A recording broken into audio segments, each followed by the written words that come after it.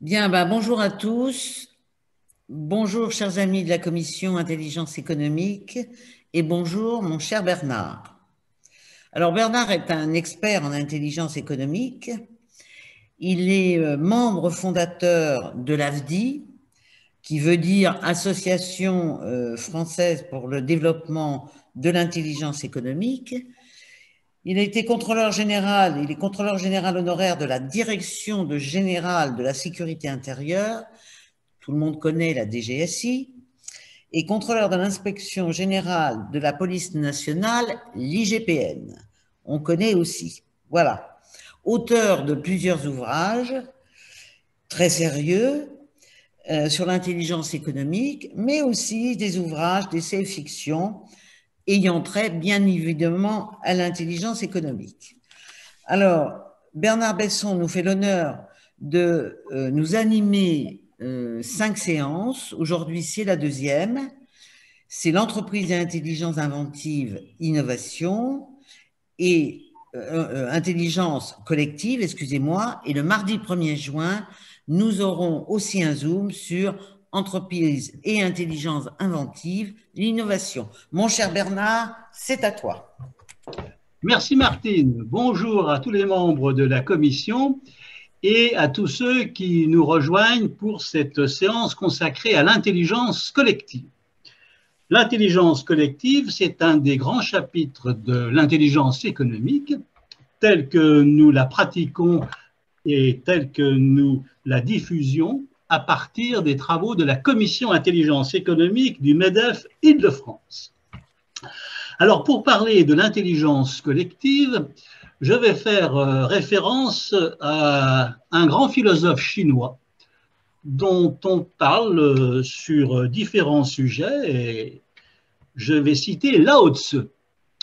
Lao Tzu a dit « Les choses ne changent pas, change ta manière de les voir, cela suffit. » Je pense particulièrement, nous pensons tous à nos chefs d'entreprise qui sont confrontés à des difficultés et qui sont amenés à regarder le parcours qu'ils ont accompli et à regarder autour d'eux leur entreprise. Eh bien, avec l'intelligence économique, c'est un autre regard qu'ils vont porter sur des choses qu'ils connaissent, sur des choses qu'ils côtoient tous les jours. Et comme certains d'entre eux ont malheureusement le temps, puisque les affaires sont parfois arrêtées, de regarder, de faire attention à ce que jusqu'à présent ils ne voyaient peut-être pas parce qu'ils étaient le nez dans le guidon, c'est l'occasion de pratiquer l'intelligence économique par un retour sur soi, par un retour sur son entreprise à travers un prisme différent. Donc, nous allons parler de cette intelligence collective. Et je vais demander à David d'afficher la slide suivante. Voilà.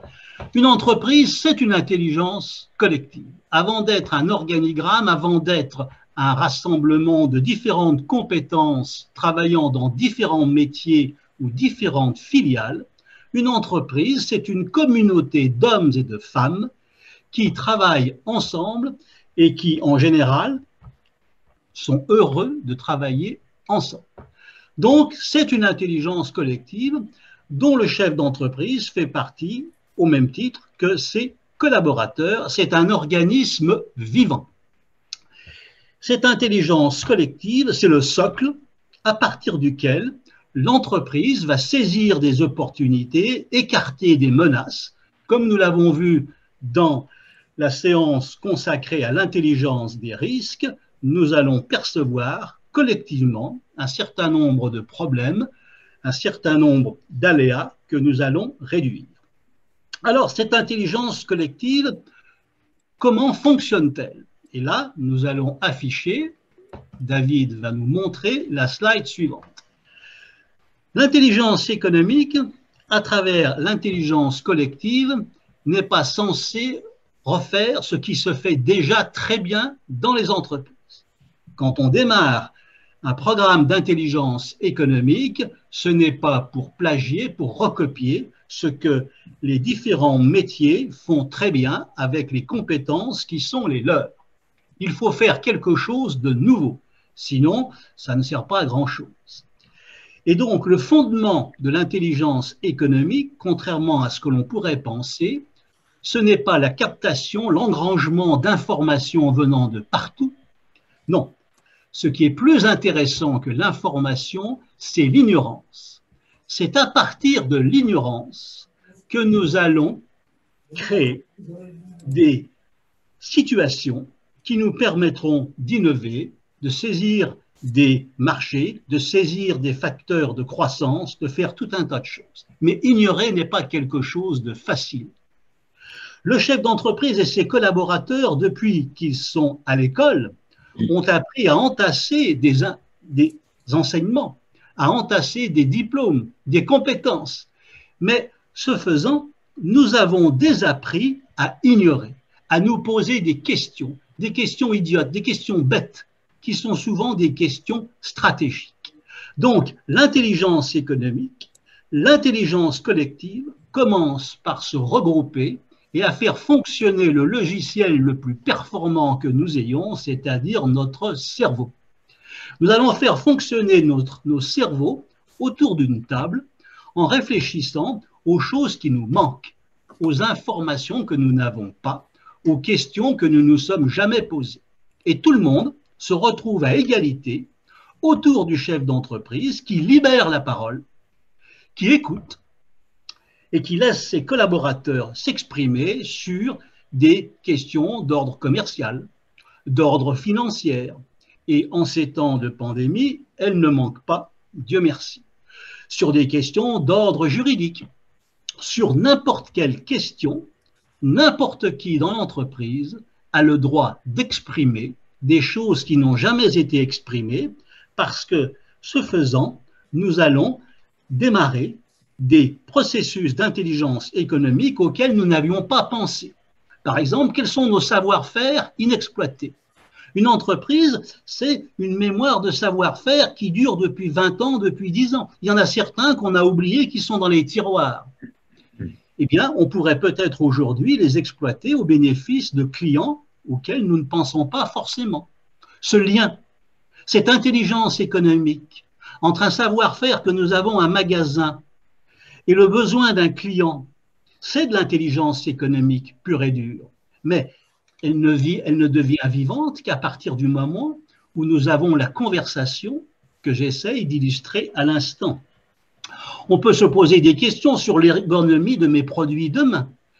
Nous sommes confrontés à une démographie, à un vieillissement de la population qui fait qu'un certain nombre de services, un certain nombre d'objets vont devoir obéir à une nouvelle ergonomie.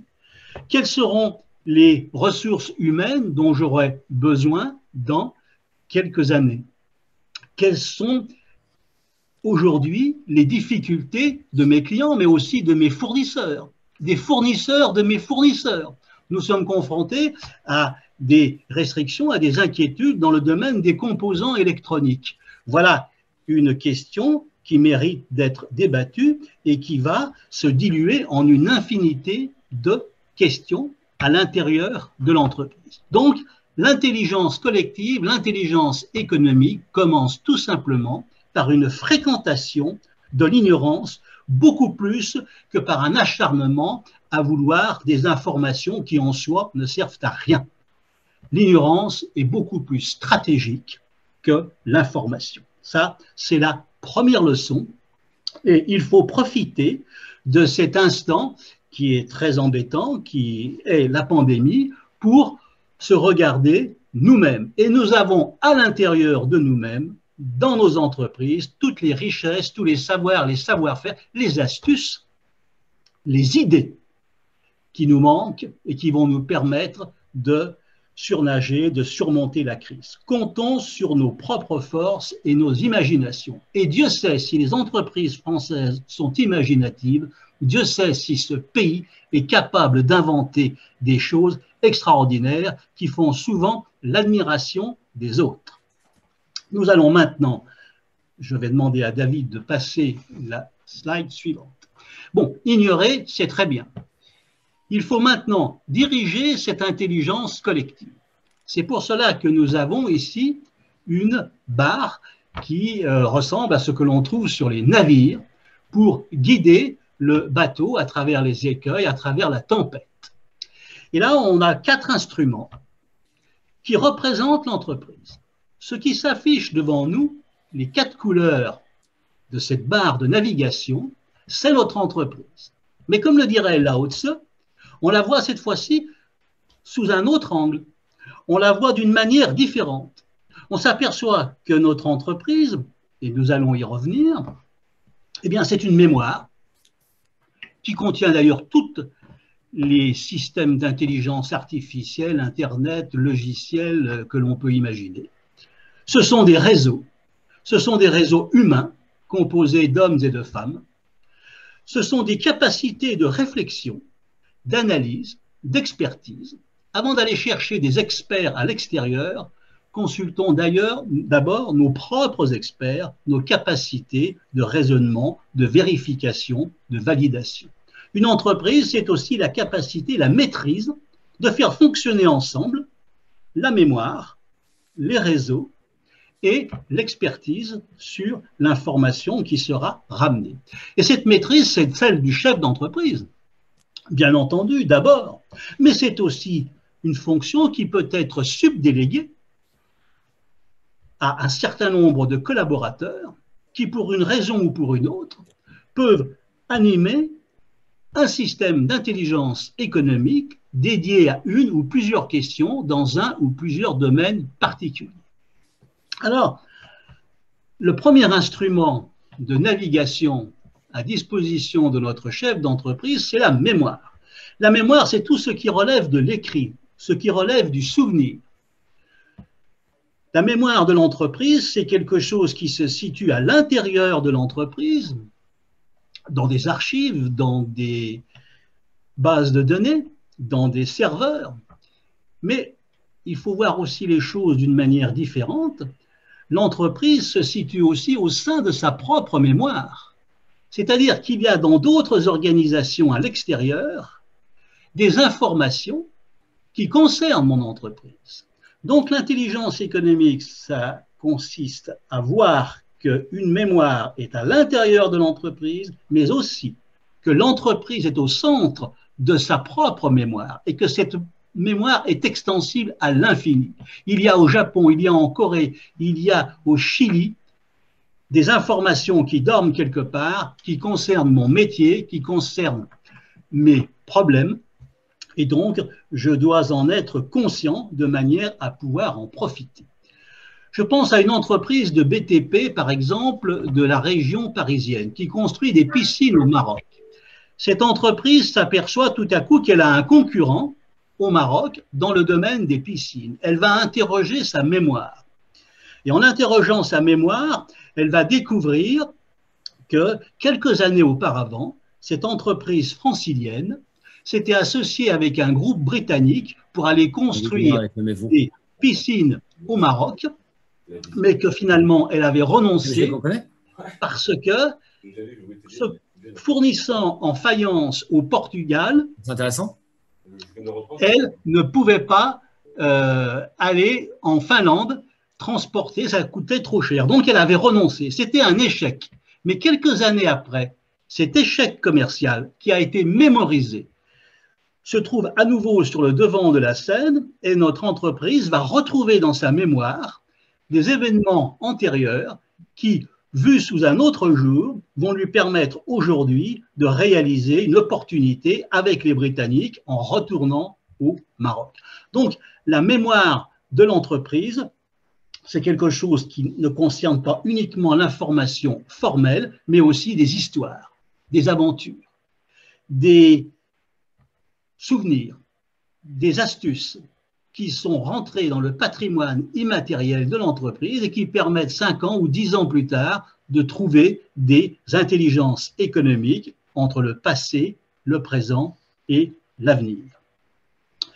La mémoire de l'entreprise, c'est aussi les mémoires des hommes et des femmes. Quelqu'un qui quitte une entreprise part avec un morceau de sa mémoire. Le départ des retraités ne doit pas être pour l'entreprise un moins, une perte. Grâce à l'intelligence économique, lorsque quelqu'un quitte une entreprise, eh bien, la mémoire de cette personne-là va rester dans l'entreprise. Et là, c'est un travail typiquement d'intelligence économique que de garder le lien avec les personnes qui s'en vont. Je passe maintenant, alors cette mémoire, elle n'est jamais figée, elle n'est jamais finie. La mémoire de l'intelligence économique, on le remarque tout de suite, eh bien c'est un audit permanent. C'est quelque chose qui est toujours en chantier. Ça ne cesse jamais. On ne cesse jamais de travailler sur sa mémoire, comme on ne cesse jamais de travailler sur ses réseaux. C'est quoi un réseau d'intelligence économique? Un réseau d'intelligence économique, c'est un langage qui permet d'échanger des questions et des réponses sur des choses précises. C'est par exemple un technicien en électrolyse qui connaît bien son métier et qui est capable à l'intérieur de l'entreprise ou à l'extérieur d'échanger des questions et des réponses sur des sujets qui intéressent l'entreprise. L'intelligence économique commence par cartographier tous les langages, langage technique, langage juridique, langage comptable, langage géopolitique, langage social, langage sécurité. Parce que tous ces langages drainent des compétences. Et on remarque tout de suite qu'une partie de ces compétences se situe à l'intérieur de l'entreprise et qu'une autre partie se situe à l'extérieur de l'entreprise. Donc le réseau, c'est comme la mémoire. Le réseau, il est à la fois dans l'entreprise, mais l'entreprise est aussi au centre de ces réseaux. Et là, nous avons un chantier comme la mémoire qui est quasiment illimité. Les réseaux ne sont jamais achevés. L'intelligence économique, c'est une découverte permanente de nouveaux réseaux, de réseaux internes, de réseaux extérieurs. Je pense à cette entreprise française qui fabrique des consoles qui servent dans les concerts pour monter ou baisser le son. Cette entreprise décide un jour de cartographier ses réseaux. Alors le chef d'entreprise a écouté une conférence où on lui a dit une PME de 50 personnes pour l'intelligence économique, c'est déjà 500 personnes. C'est un agrandissement de l'entreprise. Alors il y croit qu'à moitié. Il y croit qu'à moitié, mais enfin il se dit qu'il y a quand même peut-être quelque chose à faire. Et il a auprès de lui un stagiaire à qui il demande, eh bien, cher ami, allez, cartographier nos réseaux. Je veux avoir une carte de ce que nous sommes. Et au bout d'un certain temps, le jeune homme vient voir le patron et lui dit, mais finalement, nous sommes très nombreux. D'ailleurs, aux États-Unis, nous avons connaissance de plusieurs personnes en Caroline du Nord. Et alors, certains sont des clients, d'autres des fournisseurs. Et puis, il y a aussi des gens que nous connaissons à travers des activités familiales, sportives et touristiques qui n'ont rien à voir avec notre métier. Mais quand même, le patron se dit, ah ben la prochaine fois que je vais en Caroline du Nord, eh bien on va rencontrer ces Américains. Ce qui fut dit, fut fait. Alors évidemment, tous ceux qui étaient sur la liste du réseau Caroline du Nord n'étaient pas là, mais il y en avait un certain nombre. Et ça a fait très plaisir d'ailleurs aux Américains que cette entreprise française les réunisse pour les emmener déjeuner quelque part. Et là, un des Américains a dit aux Français, puisque vous êtes sympathiques avec nous, demain on vous emmène à la campagne. Vous allez voir quelque chose. Et le lendemain, tout le monde part à la campagne et se dirige vers une église en bois blanc, au milieu d'une clairière. Et là, les Français avec les Américains rentrent dans cette église. Et dans cette église, il y a un pasteur évangéliste, qui sur son pupitre a une console audio-numérique fabriquée par notre entreprise française. Et ce pasteur reçoit ses ouailles, il va discuter avec les mamans, avec les enfants, avec les fidèles, il revient vers son pupitre, il baisse le son, il le redescend, il n'arrête pas de faire des allées et venues entre la console et les gens. Et là, dans les travées, un Américain tape le Français du coude et lui dit « Voyez-vous de quoi a besoin le pasteur ?» Et le Français, qui est un ingénieur de formation, dit « Mais bien sûr, il lui faut une commande manuelle à la main qui va lui éviter de retourner sans arrêt à son pupitre pour baisser ou monter le son. » Et à ce moment-là, on va lui faire. Bien entendu, pour nous, ce n'est pas un problème. Eh bien, C'est grâce à cette rencontre que cette entreprise a gagné le marché des églises évangéliques. Et aux États-Unis, ce n'est pas rien. Eux, ils ne regrettent pas un seul instant d'avoir commencé à cartographier les réseaux. Une entreprise qui cartographie ses réseaux est une entreprise qui s'agrandit, une entreprise qui prend confiance en elle-même parce qu'elle s'aperçoit qu'elle est beaucoup plus étendue. Vous voyez, c'est quelque chose de très simple. L'intelligence économique, c'est du bon sens. C'est du bon sens précédé d'un regard qui, comme le dit Lao Tzu, prend les choses d'une autre manière. Donc, on va cartographier ces réseaux, et puis les réseaux vont nous servir à contacter des gens, à leur poser des questions. Nous avons dit au début qu'il fallait inventer des questions qui n'existaient pas. Pour obtenir des réponses que nous n'avons pas, eh bien, grâce à nos réseaux, nous allons identifier, voir des compétences qui peut-être vont nous répondre. Et à ce moment-là, il y a un passage délicat de l'intelligence économique, c'est-à-dire que le réseau me ramène de l'information orale, mais pour que cette information orale serve à quelque chose dans le patrimoine de l'entreprise et aille dans la mémoire, eh bien, il faut l'écrire. Or, nous n'aimons pas écrire. Nous n'aimons pas rédiger des notes. Nous sommes déjà inondés de paperasse, et si on demande à nos collaborateurs de se remettre à écrire des rapports d'étonnement, des notes, évidemment, ils vont un petit peu renacler. Donc, il faut expliquer pourquoi on a besoin de retrouver plus tard dans la mémoire les fameuses confidences que je viens d'illustrer avec cette église évangélique aux États-Unis. Et le passage de l'oral à l'écrit est un instant fort de l'intelligence économique. Je continue avec ma barre de navigation pour arriver à l'analyse. L'analyse, c'est quoi? Ce sont les expertises. Toutes les réponses aux questions que nous avons inventées, qu'elles soient ramenées par l'éveil, par les logiciels, par les algorithmes, ou qu'elles soient ramenées par nos réseaux, internes ou externes, ne sont pas forcément des vérités, ne sont pas forcément justes. Une information n'est pas encore une connaissance. Pour que l'information devienne une connaissance, il faut qu'elle soit expertisée. Il faut qu'elle soit validée. Validée par mon expert comptable, validée par mon ingénieur en électrolyse ou mon ingénieur dans le domaine de la cimenterie, là où je travaille. Donc, ces expertises, elles sont également à l'intérieur de l'entreprise, mais elles sont aussi à l'extérieur de l'entreprise.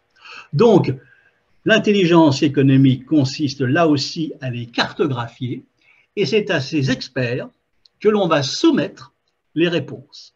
Et là, on a une mise en scène.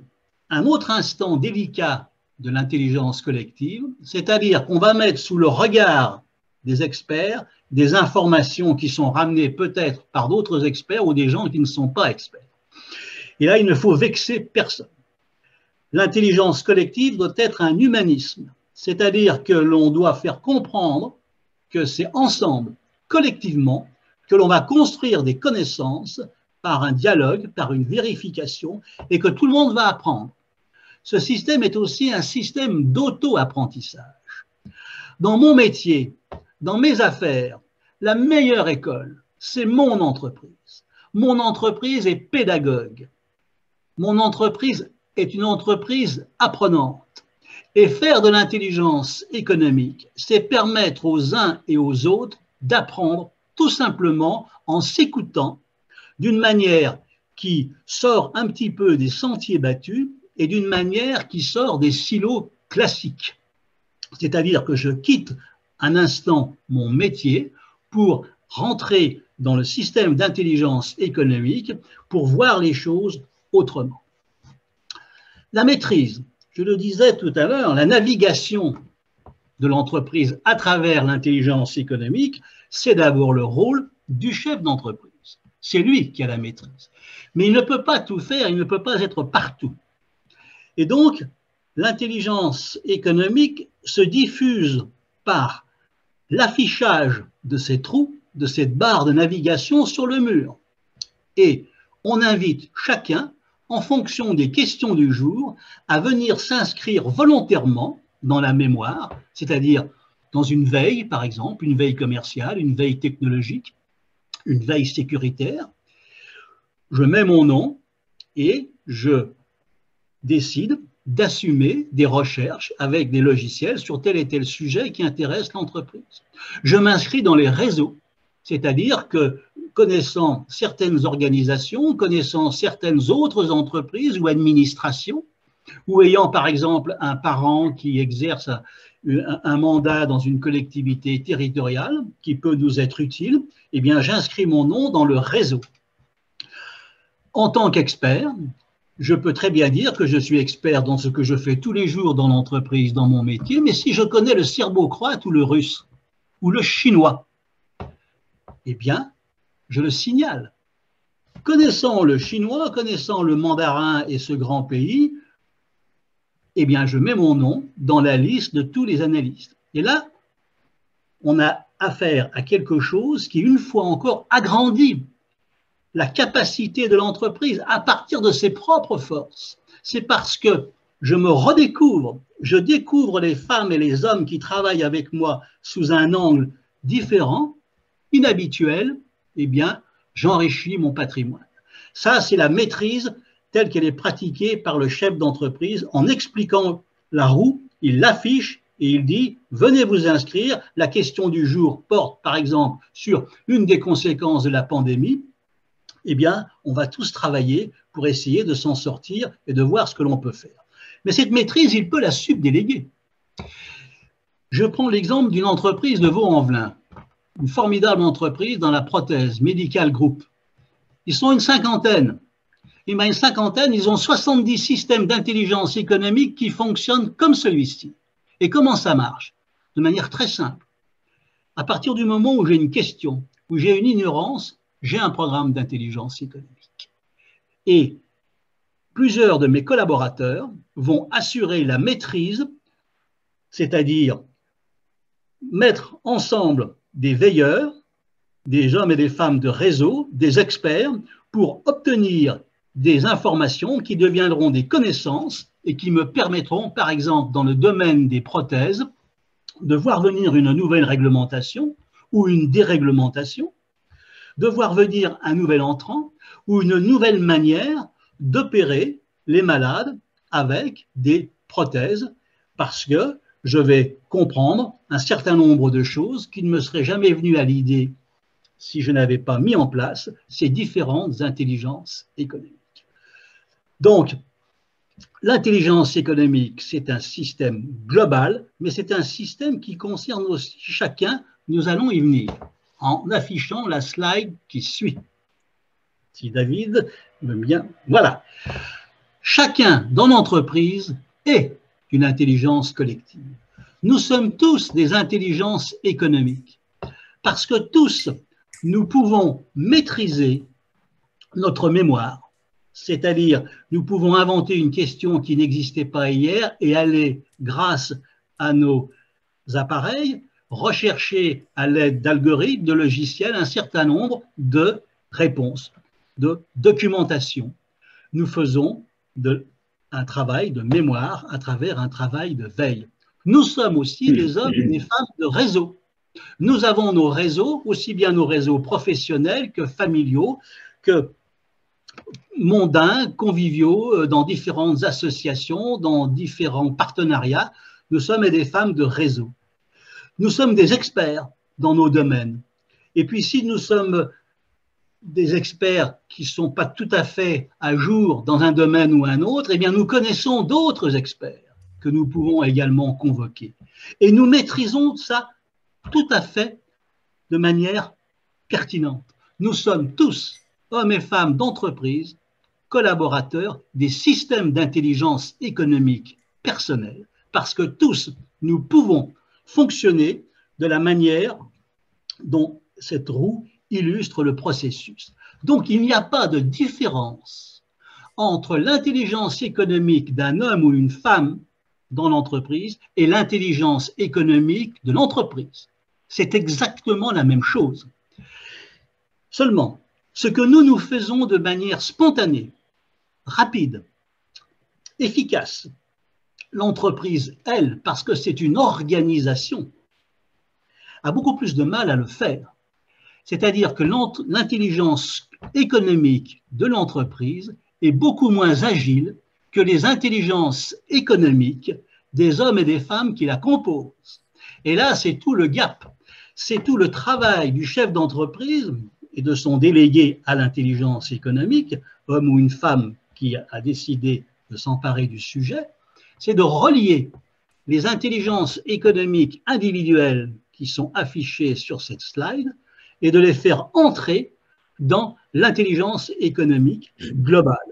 Et à partir du moment où l'on comprend qu'il n'y a pas de différence fondamentale entre les deux, eh bien les choses se déroulent normalement. Chacun comprend pourquoi il peut s'inscrire dans l'intelligence économique collective de l'entreprise. Nous allons passer maintenant aux slides suivantes. Voilà. Donc ici, c'est la même chose. On peut dire que l'intelligence économique est une harmonie personnelle et collective entre la mémoire, la parole, la pensée et l'action. Un système d'intelligence économique doit se comprendre immédiatement. Pour que ça marche, il ne faut pas s'engluer dans de la paperasse, dans des notes de service, dans des organigrammes compliqués. Ce doit être affiché et chacun doit se reconnaître et reconnaître les autres à travers une communauté, une manière de penser et d'agir qui me ressemble et qui me fait que je ressemble aux autres et que nous formons une équipe. Dans les temps difficiles que vivent nos PME, nos PMI et aussi les grands groupes, eh bien, ce système-là permet de donner de la visibilité et du sens à ce que l'on appelle l'intelligence collective et donc l'intelligence économique. Une harmonie personnelle et collective, une ressemblance entre deux étages qui peut se paramétrer à l'infini.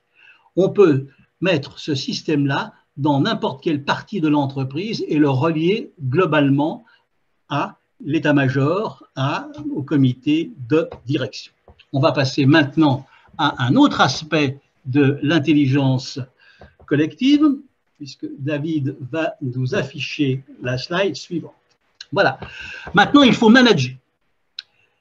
Une fois qu'on a compris que l'intelligence économique est quelque chose de simple, quelque chose d'évident, à la portée de tous, parce que tous en font partie, eh bien, pour que ça marche, il faut un certain nombre de choses. Et là, le chef d'entreprise et ses subdélégués vont y veiller. C'est le management. Alors, ce management, il doit être le plus simple possible, le plus compréhensible immédiatement par tous les membres du collectif. D'abord, la première règle, c'est la transparence. Un système d'intelligence économique, c'est quelque chose de transparent qui doit apparaître tout de suite. C'est quelque chose de simple. Et donc, ça s'affiche, comme je viens de le montrer. Le chef d'entreprise va être sollicité par des collaborateurs qui peut-être seront inquiets, à juste titre, en disant « mais vous nous parlez d'intelligence économique, madame, monsieur, qu'est-ce que c'est ?» Et on doit pouvoir répondre immédiatement. Eh bien, l'intelligence économique, c'est transparent. Vous voyez, regardez ce qui est affiché sur le mur, vous allez vous reconnaître, vous allez vous investir parce que vous-même, vous fonctionnez comme cela. Ensuite, la formalisation. Je parlais à un moment donné du passage de l'information écrite, de l'information orale à l'information écrite, parce qu'il faut nourrir cette mémoire. Eh bien, comment rédiger une note d'information? Quand la faire? Selon quelle méthode? Il faut que ces choses-là soient expliquées, il faut qu'elles soient formalisées de la manière la plus simple et la plus claire possible. Parce que la forme, c'est la liberté. Quand je suis ingénieur, technicien, financier, commercial, et que je sais comment je dois faire, je le fais.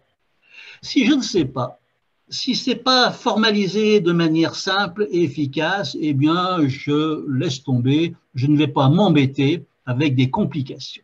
C'est pour ça que la forme doit être quelque chose qui est à la portée de tout le monde. Je dois savoir ce que les informations que je rapporte vont devenir. Je dois savoir comment les connaissances auxquelles je contribue, à l'élaboration desquelles je contribue, comment elles vont aider l'entreprise. Et ça, nos collaborateurs ont besoin d'avoir une compréhension, une visibilité là-dessus. Ensuite, je passe à un autre aspect du management de l'intelligence collective, qui est la valorisation.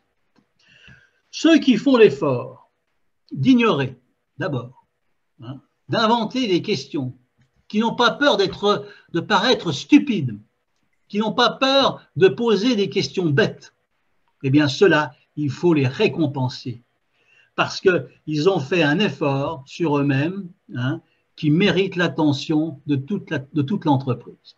Donc, il faut valoriser la participation de chacun à l'invention des ignorances et bien sûr au travail de veille, au travail de réseau et au travail d'expertise. Cette valorisation, elle va prendre différents domaines, différents aspects. Le premier aspect, c'est le remerciement. Merci madame, merci monsieur d'avoir osé poser cette question. Merci d'avoir rapporté cette information. Même si moi, chef d'entreprise ou responsable d'un système d'intelligence économique, j'entends la même chose depuis le matin et que c'est la 3e ou la 5e fois qu'on m'apporte une information, je remercie. Parce que le geste qui consiste à m'apporter une information est plus important que l'information elle-même. L'engagement de mes collaborateurs auprès de moi est plus important que l'information qu'ils m'apportent. Savoir dire merci tout de suite est une preuve d'intelligence économique, une preuve de courtoisie et d'intelligence tout court. Donc, cette valorisation, elle peut prendre des aspects aussi financiers. Elle peut prendre des aspects de promotion. On peut dire à certaines personnes, eh bien, lors de l'entretien annuel notamment, au cours de l'année, vous avez participé au système d'intelligence économique, eh bien, vous allez avoir le changement de poste que vous souhaitiez. Le système doit être transparent. Il n'y a pas de système d'intelligence économique confidentiel secret. Mais il se peut que, compte tenu de certaines circonstances, l'entreprise, le chef d'entreprise soit obligé de garder sur certains aspects de ses activités le secret. Et c'est légitime. Le secret est légitime, mais il ne doit pas être permanent, il doit être circonstanciel. Et pour que le secret ne choque pas, eh bien, il faut expliquer à tout le monde, et là on retombe dans le cas transparence, que de temps en temps, l'entreprise va bloquer l'accès à certaines informations, par exemple dans la mémoire, parce que nous sommes dans une période de haute tension, parce que nous négocions un contrat, nous négocions un rachat, une fusion-acquisition, etc. Donc, on explique à l'avance que de temps en temps, il peut y avoir du secret. Ensuite, l'intelligence économique, c'est une déontologie et une éthique. L'intelligence collective économique n'a rien à voir avec le renseignement d'État, n'a rien à voir avec l'espionnage ou le contre-espionnage. Il n'y a pas de subterfuge, il n'y a aucune honte pour le membre de l'entreprise à aller voir quelqu'un à l'extérieur et de dire, voilà, nous cherchons une information, si vous l'avez, on est prêt à en parler, on peut en discuter librement, ou on peut vous l'acheter, parce que c'est un travail, c'est aussi une connaissance, une expertise, eh bien ça se paye. Donc, il faut une déontologie, il faut une éthique, il faut que lorsque l'on sous-traite l'intelligence économique, et là c'est le carré suivant, eh bien on s'adresse à des prestataires qui eux-mêmes vont nous vendre de l'information, des connaissances que nous recherchons, mais de manière éthique, de manière déontologique. L'entreprise ne doit pas se trouver devant un juge d'instruction parce qu'un jour, elle aura racheté des informations à un sous-traitant qui se comporte mal. Donc, la sous-traitance de l'intelligence économique est un chapitre délicat, mais il faut obliger nos prestataires à se comporter d'une manière tout à fait loyale et éthique. Ensuite, le management de l'intelligence collective arrive dans le domaine incontournable de la vie privée et de la vie professionnelle. Nous sommes dans une situation, surtout aujourd'hui avec le télétravail et la pandémie, nous l'avions dit d'ailleurs la dernière fois en parlant de l'intelligence des risques, nous sommes dans un univers où il n'y a plus vraiment de frontières très claires entre le travail privé, le travail familial, parce que lorsque je suis chez moi avec mon ordinateur, eh bien, je suis dans l'entreprise, et lorsque je suis dans l'entreprise et que j'apprends que mes enfants ou mes petits-enfants sont testés positifs au Covid, je suis également en famille. Et donc, l'éclatement des barrières traditionnelles entre vie privée et professionnelle doit faire l'objet d'un débat. Il doit y avoir des questions. Qu'est-ce qu'il est raisonnable de faire pour ma vie privée quand je suis dans l'entreprise et réciproquement? Il y a d'ailleurs des jurisprudences, notamment de la Cour de cassation, qui dans ce domaine-là, comme dans le domaine de l'intelligence des risques, a posé des règles tout à fait claires sur ce qu'il est raisonnable de faire. Le mieux sur ce domaine-là, vie privée, vie professionnelle, eh bien, c'est de se réunir et de mettre sur la table avec les collaborateurs, avec le chef d'entreprise, avec les représentants du personnel, si nous sommes dans une grosse structure, eh bien, ce qu'il est loisible de faire dans telle et telle situation. C'est en parlant de ces choses-là, de manière décrispée, que l'on pourra éventuellement faire des chartes, rédiger des documents qui permettront à chacun d'avoir une visibilité, une forme. On revient dans la formalisation. Qu'est-ce que je peux faire? Qu'est-ce que je ne peux pas faire? Donc, ensuite, nous avons un autre problème qui doit être abordé, qui est la sécurité et la sûreté de l'entreprise, le droit d'alerte. Le droit d'alerte, c'est le droit d'informer l'entreprise de dérives dans le domaine, par exemple, financier, d'un collaborateur qui va mettre en péril l'avenir de l'entreprise. Ça, c'est quelque chose qui fait l'objet auprès de la CNIL et auprès de nos tribunaux d'une jurisprudence qui est connue. Il faut en parler. Il faut en parler parce que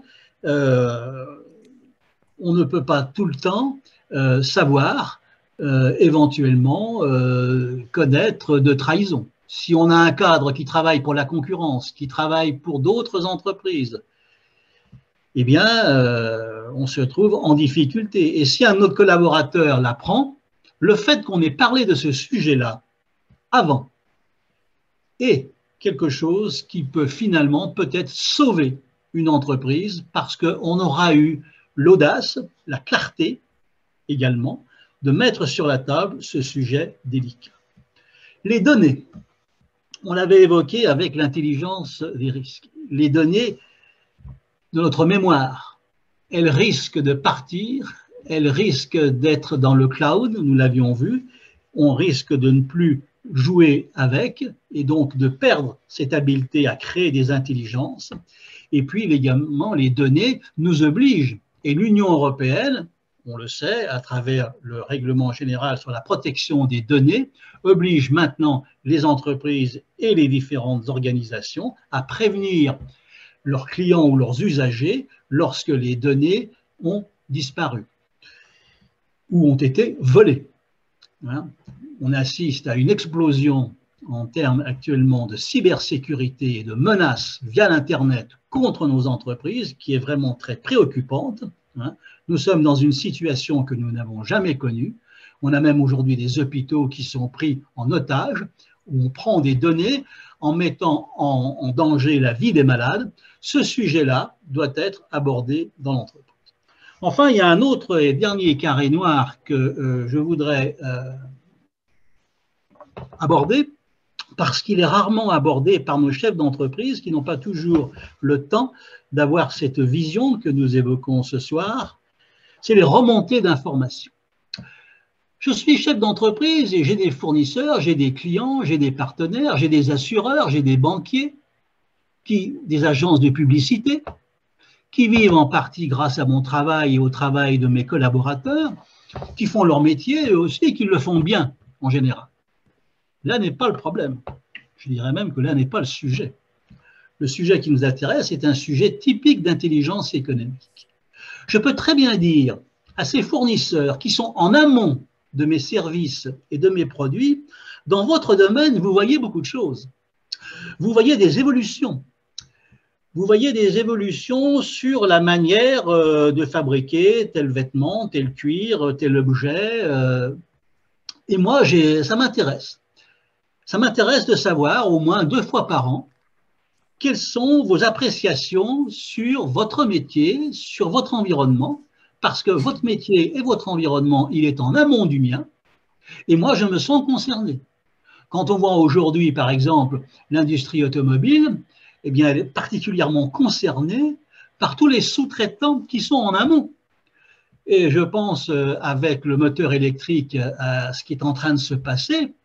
Si nos industries automobiles prennent le soin de demander régulièrement à tous ces sous-traitants, voilà, de faire remonter de temps en temps des informations, eh bien, à ce moment-là, le sous-traitant devient un contributeur d'intelligence économique et tout ça se fait au bénéfice donc de mon entreprise. C'est pour ça que les remontées d'informations peuvent être contractualisées. Nous avons des juristes qui peuvent s'occuper du problème et s'en emparer pour faire en sorte eh bien, que nous soyons informés. Voilà, on va passer maintenant à la slide suivante. Voilà, je crois que nous en avons terminé pour ce qui est de la partie, je dirais, un petit peu didactique. Maintenant, vous voyez que ce système-là, c'est une manière d'agir et de penser. L'intelligence économique, ça ne coûte rien. Il n'y a pas de budget. Le budget, d'abord, il existe déjà. On va le reconstituer. Parce que chaque année, je dépense de l'information pour m'informer, pour traduire des documents, pour avoir des logiciels, pour avoir des veilles. Donc, le budget de l'intelligence économique, il est déjà acté dans mon entreprise. Et nous avons un expert comptable ou des experts comptables, nous en avons de talent et pas des moindres dans notre commission. Qu'est-ce que va faire l'expert comptable? Eh bien, il va regarder quelles sont toutes les dépenses et les recettes qui sont affectées à l'acquisition d'informations, à la traduction de cette information. Qu'est-ce que ça coûte les voyages, les salons professionnels où on est censé ramener de l'information? Qu'est-ce que ça coûte ces abonnements qui font parfois double emploi? Est-ce qu'on a évalué la qualité des sources? Est-ce qu'on a évalué la qualité des informations? Qu'est-ce que coûte l'information finalement dans l'entreprise? C'est très intéressant pour un expert comptable de se pencher là-dessus. Et pour le chef d'entreprise, c'est d'autant plus intéressant. Qu'est-ce que coûte l'information que j'ai? Mais qu'est-ce que coûte l'information que je n'ai pas? Je n'ai pas vu venir une réglementation, je n'ai pas vu venir un nouvel entrant, je n'ai pas vu venir une pandémie, par exemple, qui va affecter mes fournisseurs ou mes clients. Mais ça, cette ignorance-là, cette fois-ci, c'est une ignorance qui va me coûter cher. Donc, l'intelligence économique, elle est déjà budgétée. C'est pour ça que je rassure ce soir nos chefs d'entreprise, elle ne va rien vous coûter de plus. Simplement, elle va vous donner l'occasion, pour la première fois peut-être, de reconstituer le budget de cette intelligence économique. Et là, on s'aperçoit que ce n'est pas simplement un discours ou une théorie comme on vient de l'exposer ce soir. C'est une réalité sonnante et trébuchante. Parce que toute entreprise, pour respirer, parce qu'une entreprise est un être vivant, une entreprise respire de l'information pour fabriquer des connaissances, ensuite pour saisir des opportunités et revendre des services ou des objets ou des biens. Donc, comme un être vivant, elle a une activité qui coûte déjà de l'argent, qui coûte du temps.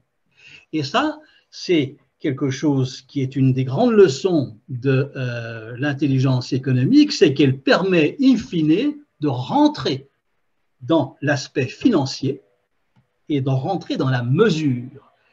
Car tout ce qui ne se mesure pas n'existe pas. Là, c'est très français, là, on est vraiment entre nous, mais nous sommes un pays cartésien, hein, et on est bien obligé de passer par là.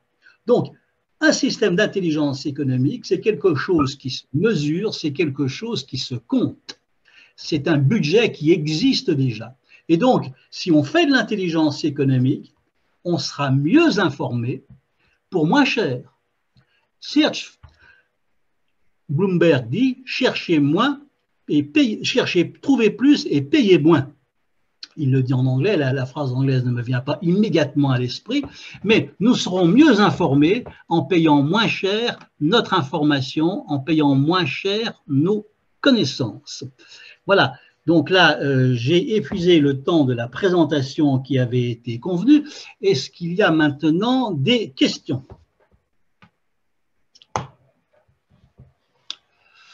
Alors la première question est toujours difficile, bien entendu. Elle peut concerner d'ailleurs une actualité qui n'a rien à voir avec le sujet de ce soir ou qui peut concerner autre chose. Alors, s'il n'y a pas de questions, nous parlions avec notre présidente Martine Marandel de cette proposition de loi du Sénat sur le programme d'intelligence économique. Eh bien, nous étions d'accord, n'est-ce pas Martine, pour saluer cette initiative de nos sénateurs qui, pour la première fois, prennent l'intelligence économique dans sa globalité et en font un programme vraiment politique. Je ne sais pas ce que tu veux dire quelque chose. Oui, tout à fait. Je pense que c'est important parce que, en fait, depuis, on ne parlait pratiquement plus d'intelligence économique depuis la délégation interministérielle où Bernard, tu as exercé avec Alain Juillet, qui avait été quand même une excellente initiative et c'était quand même très important. Peut-être qu'on va y revenir. Et je pense qu'on en a besoin parce que dans cette période de pandémie, est-ce que l'intelligence collective n'est pas en train de se perdre? Voilà, c'est un risque. C'est un risque parce que justement, il y a des savoirs et des savoir-faire qui quittent les entreprises et parce que les entreprises disparaissent. Je pense notamment aux sous-traitants de certains secteurs de l'hôtellerie, du tourisme, oui, des spectacles, de nos artistes, de l'aéronautique. Et là, c'est dramatique de voir que toutes ces intelligences-là se retrouvent un petit peu sur le carreau. Et l'intelligence économique, c'est une possibilité de les retrouver, de les rassembler. D'ailleurs, il y a une manière un petit peu philosophique de voir l'intelligence économique. J'ai commencé par Lao Tse, je terminerai non pas par Platon, mais ce que nous venons de voir, c'est un système d'intelligence économique d'une entreprise. Mais on peut très bien concevoir l'intelligence économique alors qu'il n'y a pas d'entreprise. Et je pense à nos ingénieurs et nos techniciens des secteurs que nous avons nommés. Il n'y a plus d'entreprise, mais il y a une intelligence économique. À partir du moment où il y a des questions, où il y a des angoisses, où il y a des problèmes, et où il y a un collectif de personnes qui travaillent comme nous l'indiquons, eh bien, ce qui compte finalement, c'est ça. Le noyau dur, peut-être, ce n'est peut-être pas l'entreprise. Le noyau dur, c'est ce qui se passe dans les têtes des hommes et des femmes qui sont capables collectivement de saisir à bras-le-corps un problème, de se partager le travail d'une manière logique, formelle et transparente, et peut-être que l'entreprise viendra après. L'entreprise, finalement, si on philosophe, ce n'est qu'un moment organisé d'une intelligence collective et économique. L'entreprise, peut-être demain, sera vendue, disparaîtra. Mais l'intelligence économique et collective de ceux qui l'ont créée, elle continue. Finalement, le bois dur, il est dans le philosophique beaucoup plus que dans le cabis. Hein? Donc c'est aussi une autre manière de voir les choses. Et lorsque le Sénat émet une proposition de loi qui prend les choses sous son aspect politique, c'est-à-dire quasiment philosophique, comme cela doit être fait, à mon sens, eh bien, ça va dans le bon sens et ça justifie tout le travail que Martine Marandel a initié à travers la commission du MEDEF Île-de-France. Parce que là, on va retrouver quelque chose qui, dans les circonstances actuelles de pandémie, de crise économique qui nous tombe dessus et qui peut-être va s'aggraver et peut-être devenir aussi sociale et politique, eh bien, il y a urgence à reconstruire partout des collectifs qui vont créer de nouveaux objets économiques, de nouvelles entreprises. Merci Bernard, je suis désolé, comme je l'avais dit préalablement, je dois entrer dans une nouvelle visioconférence et je suis obligé de m'éclipser. Mais en tout cas, Il n'y a pas c'était de très problème, Pierre. intéressant et merci beaucoup, hein. Et bonne Merci. soirée à tout le monde. Merci Pierre. Bonsoir. Au Eh bien, revoir. écoutez, s'il n'y a pas de questions, moi je voudrais vraiment Si, excusez-moi. remercier J'ai une petite Monsieur question. Couillot. Oui, bonsoir à tous. Monsieur Besson, Madame Bonjour. Maronel, merci pour cette présentation, c'est fort intéressant. Écoutez, ce que j'ai retenu de votre présentation, je trouve que c'est un sujet qui est extrêmement sensible, mais qui est pour partie un peu en conflit avec le monde de l'entreprise lorsqu'il est détenu par un certain nombre de filiales. Pour une raison toute simple, c'est que vous parlez d'une harmonie personnelle et collective, et aujourd'hui, moi, le constat que je dresse, alors je suis directeur général d'une société et d'un groupe américain, c'est il y a des déclarations d'intention, mais que finalement, il y a un véritable driver qui est la finance pure et dure. Il y a trois drivers: la croissance, l'EBITDA, le cash flow, et on est sur des logiques de court terme, des cycles courts. Et ce que vous présentez, c'est finalement un travail où vous parlez de transparence, aussi de cette notion de temps, parce que je pense que tous les drivers de l'intelligence collective se construisent avec le temps. Et je trouve que la déclaration d'intention, je l'apprécie énormément. J'aime beaucoup les références à Lao Tzu, parce que moi, j'ai vécu aussi en Chine. Et donc, ce sont des choses qui me parlent. Par contre, je trouve que la société est en décalage par rapport à ce qu'on pourrait faire tous ensemble. Et en termes d'intelligence collective, je suis très attaché à quelque chose qui est de dire, arrêtez de dire que la Chine est moins chère. Et ça fait partie des thématiques où aujourd'hui, je me bats, j'arrête pas de sortir des fournisseurs chinois au profit de fournisseurs français. Les gens me disent, ah, c'est pas possible. Ben si, c'est possible. Et donc, j'ai eu le sentiment de ne pas me sentir seul aujourd'hui, et je vous en remercie. C'est nous qui vous remercions de votre témoignage et de nous rappeler aux réalités dures du monde des affaires que vous connaissez très bien, et en plus avec ce regard international. Merci de votre commentaire. Je pense quand même qu'avec cette pandémie, je peux faire une erreur, mais c'est vrai ce que vous dites. Les entreprises ont été gérées essentiellement par la finance, c'est évident, et pas tellement pour une intelligence inventive, mais ça sera l'objet de notre prochain colloque qui aura lieu le 1er juin. Moi, je voudrais vraiment remercier Bernard, qui est un merveilleux, qui est un très bon orateur, mais il faut dire aussi, j'ai oublié de le dire dans ma présentation, que Bernard enseigne l'IE en master de Marne-la-Vallée et au CERAM de Sophia Antipolis. Voilà. Donc, il est complet et en plus écrivain. Bien, et comme vous voyez, son livre a été remis au goût du jour. Eh bien, moi, je vais le commander sur Amazon et je vais le lire. Merci Bernard, merci.